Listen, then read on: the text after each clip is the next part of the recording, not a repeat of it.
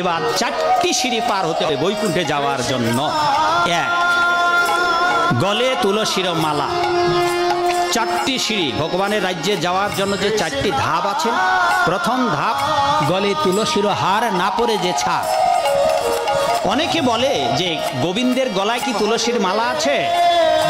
আর তার উত্তর তো আমি বললাম, গলে মঞ্জরি সমেত মালা আছে, সেটা আদিকাল থেকে।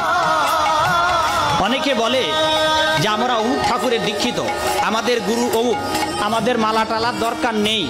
তাদের উদ্দেশ্যে আমার প্রশ্ন, ওই আপনার ওই ঠাকুর, আপনার ওই ইষ্ট দেবতা আপনাকে বিচারের দিনে রায় দিতে পারবে না। কেননা বিচার করবেন একজন বৈষ্ণব, তিনি দ্বাদশ মহাজনের, দ্বাদশ বৈষ্ণবের একজন। আপনারা জানেন তো বাবা, মরবার পর কে বিচার করবে আমাদের? বাবু চক্রবর্তী, কে?